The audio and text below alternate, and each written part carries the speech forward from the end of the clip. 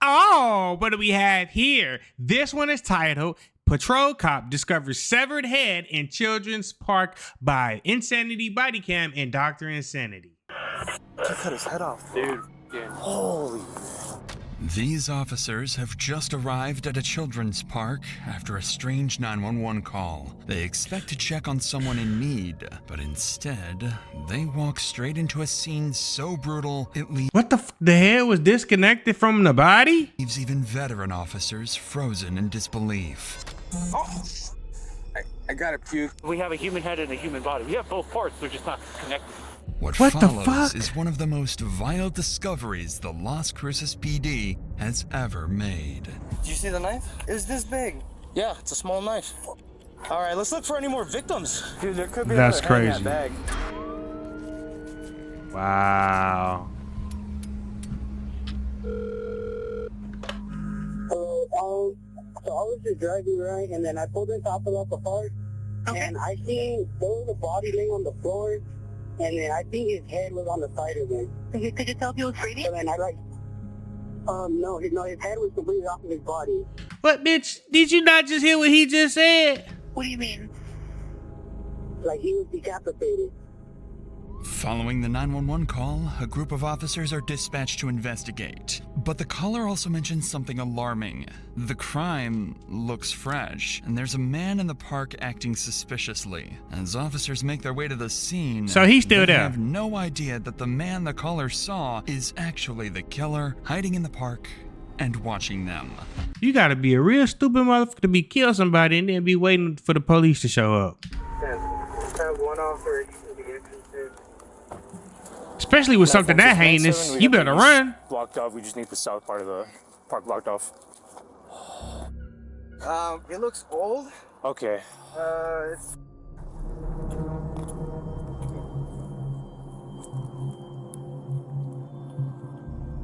Go make 2-5 with them. Someone's sitting right there. Officers arrive and find a man lying motionless in the middle of the road with his head completely severed. Oh my they begin God. Securing the scene, one officer spots a man sitting beneath a tree just a few feet away. He signals another officer to move in and make contact. And when he approaches, he instantly notices that the man is covered in blood. No fucking way. Why would you still be there? Pedestrian in the middle of the park. Sir, put your hands up. Is he homeless? Come over here. Put your hands up. Put your hands up. Get on your knees. Put your hands where I can see them. Contact. I got cover. You got contact. Shift. Hey, hands back. Why would you just be sitting in a park right by where you just committed the most heinous crime of all? Come on, Phil. You cool if I take everything out of your pocket? Put gloves on, please. Put gloves on, please. Yeah, I got gloves. Here you go. Get him at it. Hey. We need somebody to stay at the intersection to make sure our scene doesn't get contaminated. Smith, get back to the intersection. Smith, go with the body. After cuffing the bloodied man, officers also notice a blood-stained knife resting beside him. What stands out most to officers, however, is his eerily calm demeanor. He seems completely detached from the horror in front of him, as if none of it has anything to do with him. How the do you take off somebody's head? That's the question. To them, it's clear something is very wrong with this man. Yeah, he ain't all there. It seems like they've caught their killer, but what they don't realize yet is that this isn't the first time he's been arrested for murder. Whoa. While 2 officers escort the suspect to a patrol car, the others move in to secure the scene and look for more victims. Anyone could be out there. But as the search begins, the brutality of what they just witnessed starts to sink in, making it hard to stay focused. All right, let's look for any more victims. He cut his head off. Dude. It's a small. That is fucking gnarly, bro. That took a lot of power. That took a lot of aggression. That took a lot of you was pissed off. That was personal. I'm right here by the rock because there's a big pool of blood in the grass. I don't want to walk close to it because I don't want to get For walking so close to it, but Did they say that they have a suspect or a possible suspect? I'm like 99.99. That's it. Oh, really? You think so? He was right there, next to the knife with all the blood. Oh, is a knife and blood over there? Yeah. That's It's, like, crazy. stuck to the ground. You can see all the blood on it. Oh, okay, then never mind. I didn't know that part. I got Ortiz watching where we got the dude. Okay. Has he said anything? Hey, John. He was smiling and laughing when we hooked him up. Did you see the knife? What? He was The smiling. one that was sticking in the ground? Yeah, it's this big. Yeah, it's a small knife. There might be another one because there's that bag that's covered in blood. At least it looks like blood. Maybe there's another head in it. I'm actually thinking about that. Because there's blood clots on it. Yeah. Oh, right by here, nobody closed that shit out. Yeah. It took a while. You know how hard it is to get this? My thing is people calling code 24 this, code 24. You can't call all the time. Yeah, this motherfucker gets his head hacked off with a penknife. And nobody says nothing. Thing. He was sitting there with his bloody hands next to his bloody bag, and then we found out the tree. Dude, he cut against the tree too. There was like an execution Him spot. against the You think he's just crazy? But you have to be, bro. You gotta be a psychopath to be doing some shit like that. So they did their business, came over here and let people like, hey, let this motherfucker be seen on the street. No, it's just one dude. That's what I'm saying. Dude, he had to be gnawing at that thing for a while though. Spines, dude, are tough. Facts. Like you had it, you had to be going to town on that thing. average male several blows with an axe. Yeah, like that's meant for chopping. Yeah. You guys already cleared by that playground and everything? Yeah, we're all over there. He had two with a gun on Pike. Got all his 49. You have what? We got all his 49. Okay. I think the park's clear now because I came up all the way from the west coming east. So go back with Ramirez and one of you all decide who's gonna go to Nate, okay? How the f did he get the head off the body? That's what I want to know. Officers canvass the park and, fortunately, find no other victims. But as they work on the scene, one detail keeps coming up in their conversations: the bloodied knife beside the suspect. They can't believe that a weapon this small could have been used to behead a man. But as it would soon turn out, they were focused on the wrong detail, because what the suspect did after the murder would shock detectives even more. This guy's fucking sick. For now, though, detectives turn their attention to the victim. Oh no, that's Stop. Well, I don't know. He's got a scorpion on his back. Like a, You can go look. Go. okay. So the scene is right there. Where? Right there. You see all the blood? Why? How did he drove him this far? The head got over there somehow. So he either had to pick it up and move it, or he kicked it, or rolled it, or something like that. What you mean he kicked it? 2 times too. Yeah, we got some stab wounds, some good stab wounds. Multiple stab wounds. These officers here just talking like that man ain't just died like this. They talk about good stab wounds. What the fuck is a good stab wound? He was saying it's a 2-inch knife. Got small stab wounds right there. What's that, Dustin? Glass? Right there. See that shiny stuff there and there? What is that? Could be spit. Yeah, could be spit. Looks homeless, kinda? Yeah, the camp that's up here. Let's see where they're at. Yeah, see, they said there's a camp up there, so I'm wondering if that's where he's actually been staying at. And you think you Wait. drug him over? Yeah, Oh, yeah, because because there's got drug marks, and if you shine your light Who up is there, the man? right by the tree, there's a puddle of blood right there, and blood on the tree. He either was carrying the head or the head fell off from that time. It looks like did the and there's a roll right there. Yeah, that's a roll. Yeah, because there's blood right there, or kicked it. Yeah. The victim is identified as 51-year-old James Garcia. Oh His man, head he is still had at least about 20-30 more years of life to live, bro. found nearly 20 feet from his body, and an autopsy would later confirm more than 80 stab wounds. Drag marks across the park suggest he was attacked, beheaded, then moved deliberately into the roadway. Meanwhile, fuck? at the patrol car, an officer works to confirm the suspect's identity. Bro, what's your name?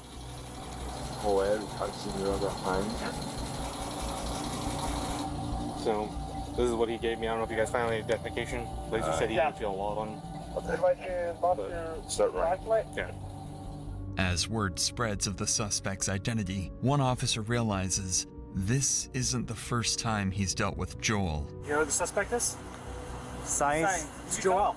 Huh? It's Joel. Which one? Joel. Joel Science. He's the one that Code 5 Vex wrote death to in his own blood and then signed his name. 8 weeks before this incident, Joel went on a and y'all let his ass back out.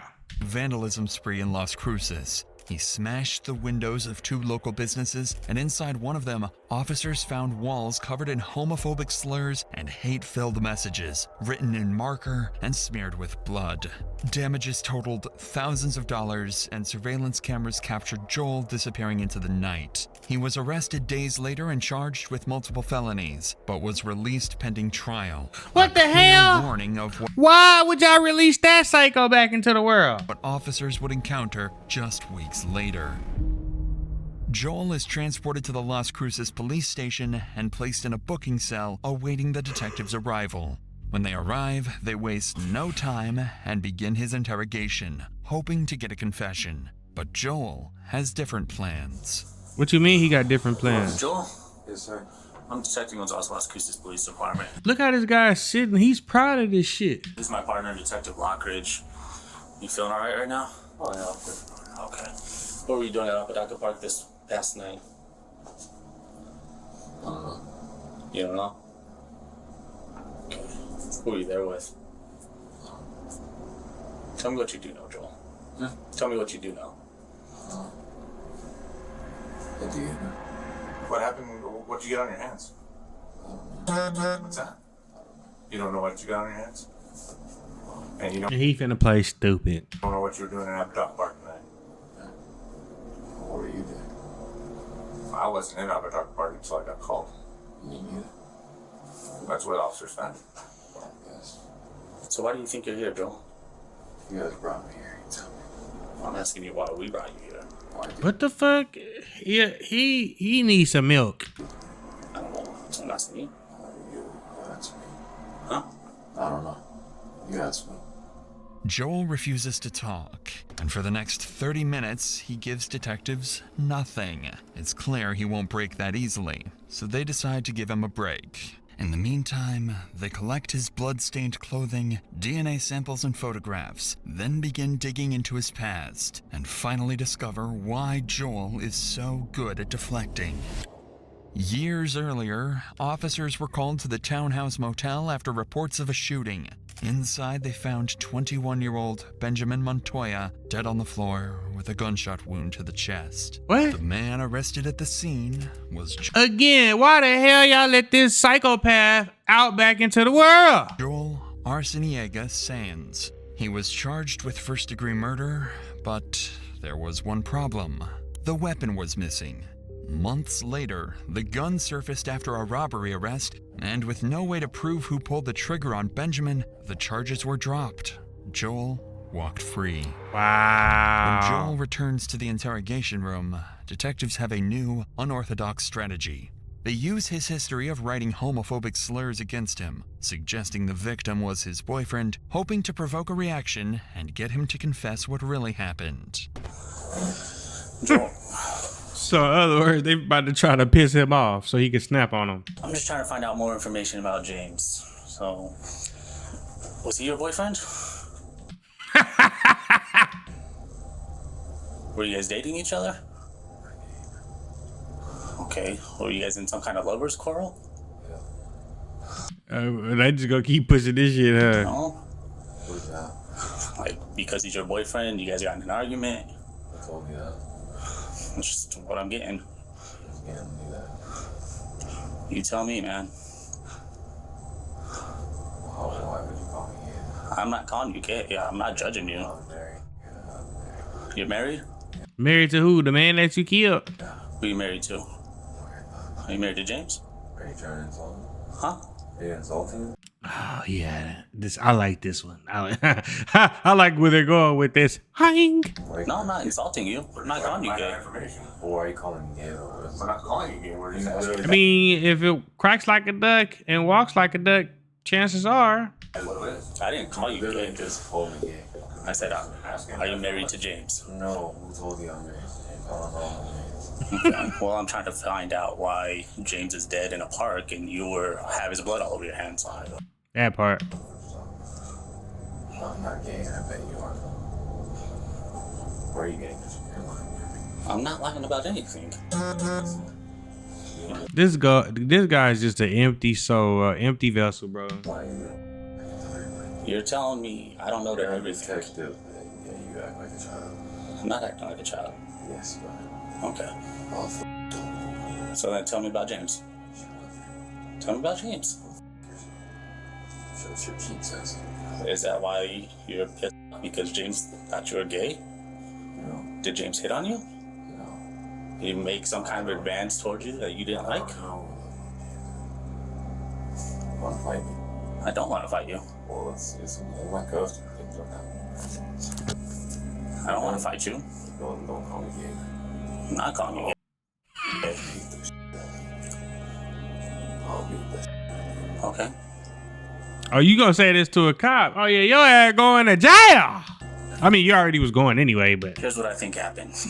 You and James are in a relationship. He said something to you. And you killed him. Where did you hear? Does your wife know where you're at right now? No, I'm not gonna tell you. Does she know that you're sleeping in the park with another guy? oh, Well, I'm not sleeping. You told me earlier you're sleeping in the park. You and James are the only ones in the park. I didn't do that. That's exactly what you told me. No, I've never seen it. they trying to piss him off. It's on the camera. That's not what I said. Look, Joel, we know what you did. We just want to know why you did it. So why did you kill that guy? It's because he my wife. Your wife. When did this happen? 4 years ago. 4 years ago? Yeah. Okay. Was that reported? No, we were all homeless. What's that? We were all homeless. You guys are all homies. Homeless. Homeless, I'm sorry. Those are Oh damn. our bags that you had to go stealing from us. Okay. Which bags are yours? Most of your bags belong to my wife and your 2 friends. Okay. I wanted to get them back. I just tried to take them. You pulled the gun on me. You saw it. So yeah, I have a knife and I stabbed him down. And what else did you do? I cut his head off. And I dragged his body down the street and kid had been soccer on his head. You played soccer with his head? Yeah, I keep fat passing cars. I told you what you. This motherfucker is sick. I appreciate that. I appreciate you being honest with us. Can you get a cigarette? You want a cigarette? See what I can do for you, okay? See if I can get you a cigarette. Right. Within minutes, Joel loses his composure and admits to the killing. He claims James Garcia had sexually assaulted his wife years earlier, that he pulled a gun on him, forcing him to act in self-defense. But when detectives searched the scene, they found no weapon and later confirmed there was no record of a marriage, no victim, and no report of any assault. So this is all in his fucking head. It was a story entirely fabricated by Joel to justify what he'd done. The interrogation ends there, and Joel is transported to the Doña Ana County Detention Center, where he's formally charged with first-degree murder. Over the following years, That's the case crazy. stalls after Joel is declared mentally incompetent to stand trial and placed under psychiatric evaluation. During that time, investigators learn that Joel has suffered from schizophrenia since the age of 11 and had been off his medication for years. It wouldn't be until March 2025, almost 4 years after the And he gonna get off of that shit, watch. killing, that he's finally ruled competent and brought before a jury. After a week-long trial, the jury finds Joel Arciniega Saenz guilty of first-degree murder. He now faces a life sentence in the New Mexico Department of Corrections. Thank you guys for tuning in. Shout out to all my supporters. I love you. If you haven't already, make sure you hit that subscribe button. Make sure you hit that notification bell so you can stay up to date with all my latest content if you haven't already. Also, and don't forget to hit that like, comment, and share button as well, as it helps the channel out tremendously. And that's it, baby. Out.